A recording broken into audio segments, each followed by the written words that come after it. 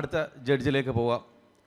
മിന്നും താരത്തിൻ്റെ അടുത്ത ജഡ്ജ് എന്ന് പറഞ്ഞാൽ മലയാളികൾക്ക് എല്ലാവർക്കും ഇഷ്ടമുള്ള, മലയാളികൾ ഒരുപാട് ചിരിപ്പിച്ചിട്ടുള്ള, ഒരുപാട് സ്റ്റേജ് ഷോകളിലൂടെ, ഇപ്പോൾ റീസെൻ്റ്ലി ഒരുപാട് സിനിമകളിലൂടെ നമുക്ക് ഇഷ്ടപ്പെട്ട നമ്മുടെ ഒരേ ഒരു മനോജ് ഗിന്നസ്. നിറഞ്ഞ കയ്യടിയോടെ നമുക്ക് മനോജ് ഗിന്നസിനെ വേദിയിലേക്ക് സ്വാഗതം അരുളാം. വെൽക്കം.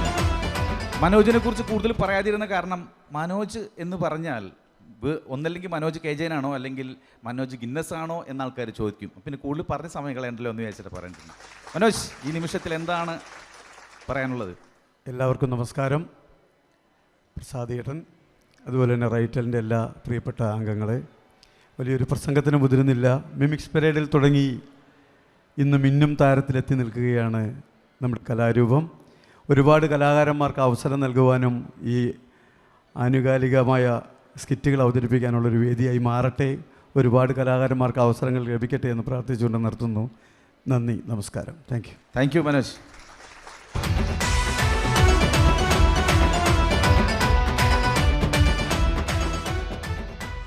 അടുത്തതായി സ്വാഗതം ചെയ്യാൻ പോകുന്നത് പ്രിയങ്കരനായ നമ്മുടെ ഒരു ജഡ്ജിനെയാണ്.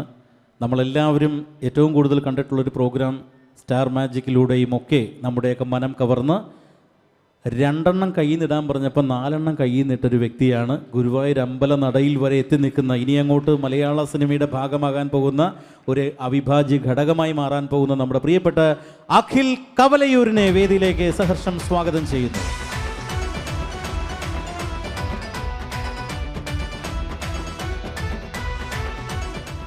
വെൽക്കം അഖിൽ. സന്തോഷം. റൈറ്റൽ സംഘടന സംഘടിപ്പിച്ച ഈ മിന്നും താരം പ്രോഗ്രാമിൽ പങ്കെടുക്കാൻ വന്ന എല്ലാ മിമിക്രിക്കാർക്കും ആദ്യം തന്നെ നന്ദി അറിയിക്കുകയാണ്.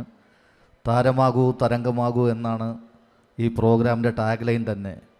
പണ്ടും ഇതുപോലെ ഒരുപാട് പരിപാടികളിൽ നമ്മൾ പോയി ഓഡീഷനിലും അറ്റൻഡ് ചെയ്ത് പരിപാടി അവതരിപ്പിച്ച് കറങ്ങിത്തിരിഞ്ഞ് വർഷങ്ങൾക്ക് ശേഷമാണ് ഇപ്പോൾ ഈ ഒരു ജഡ്ജിങ് സീറ്റിലല്ലെങ്കിൽ അവരോടൊപ്പമൊക്കെ തന്നെ നിൽക്കാൻ പറ്റിയത്. അപ്പോൾ നിങ്ങളും പ്രയത്നിക്കണം. കാരണം നമ്മളെയൊന്നും ആരും വീട്ടിൽ നിന്ന് വിളിച്ചുകൊണ്ട് ഒരിക്കലും അവസരം തരില്ല. കാരണം നമുക്ക് പറയാൻ നമ്മുടെ കുടുംബക്കാരോ ആരും സിനിമയിലോ അവിടെയൊന്നും ഇല്ല. അപ്പോൾ അതുകൊണ്ട് നമ്മൾ തന്നെ ഇറങ്ങിത്തിരിക്കണം. എന്തായാലും നന്മയുള്ള മനസ്സോടുകൂടി ഇറങ്ങിത്തിരിച്ചാൽ എവിടെയെങ്കിലുമൊക്കെ ചെന്ന് എത്താൻ പറ്റുമെന്നുള്ള കാര്യം ഉറപ്പാണ്. അപ്പോൾ അതുകൊണ്ട് എല്ലാവരും പങ്കെടുക്കുക, താരമാകുക, തരംഗമാകുക. അതെ, പിന്നെ പറയണ മാർക്ക് ഇടുമ്പോൾ കയ്യിൽ നിന്ന് 4 ഇടരുത്. ഇല്ലല്ല, വാരിക്കോരി കൊടുക്കും ഞാൻ മാർക്ക്. എന്തായാലും അല്ലേ, നമ്മുടെ ഇന്ന് പങ്കെടുക്കാൻ പറ്റുന്ന എല്ലാ മിമിക്രിക്കാരും കയ്യിൽ നിന്ന് ആവശ്യത്തിന് അധികം ഇട്ടോളൂ. അത് 2 കൈ തട 4 ഇടണം. കാരണം എന്നാലേ നമുക്ക് ഈ കാലഘട്ടത്തിൽ പിടിച്ചിരിക്കാൻ പറ്റൂ അല്ലേ? ഓക്കെ, അപ്പോൾ നമുക്ക് അഖിലിനെ നമുക്ക് സീറ്റിലേക്ക് എഴുതാം. Thank you.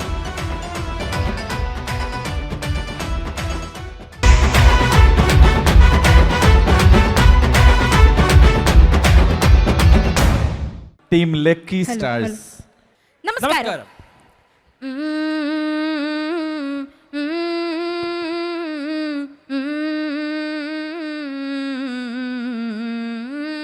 വലിച്ചിട്ട് 10 മരിങ്ങത്ത് കിട്ടിയ കേട്ട കുജി കുടുംബത്ത് മറമ്മത്തിനിട്ട് പണിക്കൊട്ട് അലമ്പൊത്താലൊരു പൊത്ത് മലപ്പുറങ്ങത്തി മടക്കേച്ച് വെള്ളം വാങ്ങി അങ്ങ് വീട്ടേക്ക് വെള്ളിപ്പണ്ടി കുട്ടി കുടിച്ചേക്ക് തൊടച്ചേക്ക് മുടിച്ചേക്ക്. ഏറെ നാളത്തെ കാത്തിരിപ്പിനൊടുവിൽ ഞാൻ എൻ്റെ യാത്ര വീണ്ടും ആരംഭിച്ചിരിക്കുകയാണ്. പോകുന്ന വഴിയിൽ അമ്പരച്ചുംബികളായ തെങ്ങിൻ തോപ്പുകൾ നിൽക്കുന്നുണ്ട്. ഹായ്, എന്ത് മനോഹരമായ ഇടം.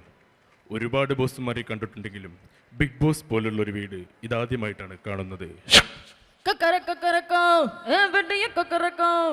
ഇരുന്ന ഇടത്തെല്ലാം ഇനി മേലെ കൊക്കരക്കോ കൊക്കരക്കോ സേവ കൊക്കരക്കോ സേവക്കുവക്കുള്ള വെടിക്കൊഴി കൊക്കരക്കോ സംഗി ചക്കരം പോലെ മനസ്സ് സുത്തിര പേലെ സുരാഗനിക്ക മാലിക്കണ്ണാവാ അതോ പാർവാനം തുള്ളി തുള്ളിക്കിത് മേഘം ഇല്ലക സൊഗത സോഗം നീവാ. 15 ദിവസം രാവിലെ 8:30 ബിഗ് ബോസ് വീടിൽ ഇതുവരെ ശാന്തിയും സമാധാനവും. Good morning big boss. ഇന്നലെ നടന്ന ക്യാപ്റ്റൻസി ടാസ്കിൽ ഞാൻ തന്നെ ജയിക്കണമായിരുന്നു. കാരണം ഈ ആഴ്ച ഏറ്റവും കൂടുതൽ വോട്ട് ലഭിച്ചിരിക്കുന്നത് എനിക്കാണ്. താൻ ഒരു തവണ ക്യാപ്റ്റൻ ആയതല്ലേ, അപ്പോൾ ബിഗ് ബോസ് ഏതായാലും ഇത്തവണ എനിക്കൊരു അവസരം തന്ന സ്ഥിതിക്ക് ഞാൻ എൻ്റെ ടീമിൻ്റെ കളറ് ആ മഞ്ഞയായി പ്രഖ്യാപിക്കാം. എന്റെ പൊന്നു ബിഗ് ബോസേ, ഞാൻ നിങ്ങളുടെ ചെമ്പമീനതാണ്. ഇത് എന്തൊട്ട് വീടാണ്. ഇവിടെ ഒരു TV ഉണ്ടോ, ഒരു മൊബൈൽ ഫോൺ ഉണ്ടോ? അതൊക്കെ പോട്ടെ, ഇവിടെ എത്ര പേരെ കുളിച്ചിട്ട് എത്ര കൊല്ലാന്നറിയോ? എന്റെ പാർവതി, നിനക്ക് എന്തൊട്ട് പറയാനുള്ളത്? എനിക്കറിയാം ചെമ്മച്ചേട്ടാ, പക്ഷെ മറ്റെല്ലാവരും കുളിക്കുന്ന നീ കടയിൽ 1000 തൊട്ട് ഞാൻ കുളിച്ചിട്ടുണ്ട്. എന്നെ നിർബന്ധിച്ച ശവത്തിലേക്ക് നിങ്ങളെ കൂടി വെള്ളം കോരി ഒഴിക്കാം. 15-ാം ദിവസം രാവിലെ 11:30 ബിഗ് ബോസ് വീട്ടിൽ മഞ്ഞുമൽ ബോയ്സ് ട്രെയിനർ ആരംഭിക്കുന്നു. ജയിലർ സിനിമാ താരം VTV ഗണേഷ് എല്ലാവരെയും കൂട്ടി തിയേറ്റർ റൂമിൽ എത്തിച്ചേരാനാണ്. அப்ப நான் தான் வின்னு. அப்படியே நின்று ரைட்டு லெஃப்ட் 2வது ரூம் வந்த பணி நோக்கிக்கோ.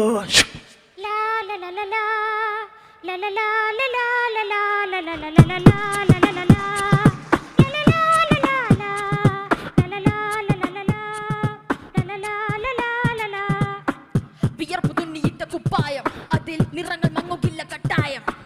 കിനാവ് കൊണ്ട് കിട്ടും കൊട്ടാരം, അതിൽ മന്ത്രി നമ്മൾ തന്നെ രാജാവ്. എന്താ ഇത്? അതൊക്കെ മനസ്സിലായി. ഇന്റർവ്യൂവിൽ ഈ ചുക്കൊക്കെ ഭക്ഷണം താക്കി കളുമ്പേ ഇവിടെ വേറെ ഒന്നുമില്ലേ കഴിക്കാൻ? ഹായ് ഫ്രണ്ട്സ്, അപ്പൊ നമ്മളെന്താ പരിപാടി? ചിക്കൻ ചുക്ക. പൊളിച്ചാണ്ടത് യതീശ എങ്ങനെയുണ്ടത്? അപ്പൊ നമ്മളോടൊപ്പം കുറെ പിള്ളേരെ കണ്ട് അവർക്ക് കുറച്ച് കൊടുക്കാം.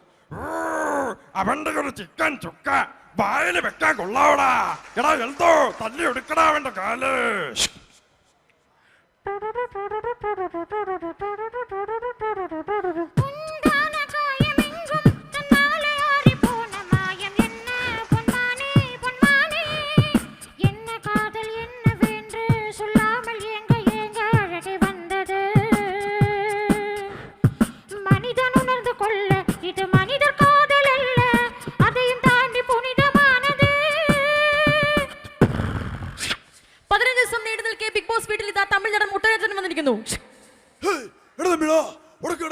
சௌக்கியமா?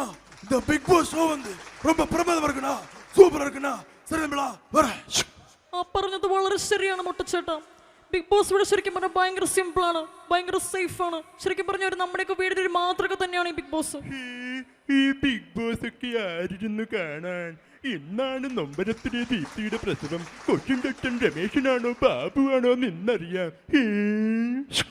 നികേഷ് പറയൂ നികേഷ്, ഇത്തവണ ബിഗ് ബോസ് വീട്ടിൽ ആര് വിവാഹിതരാകുമെന്ന് ആശയക്കുഴപ്പത്തിലാണ് ഞാനും പ്രേക്ഷകരും.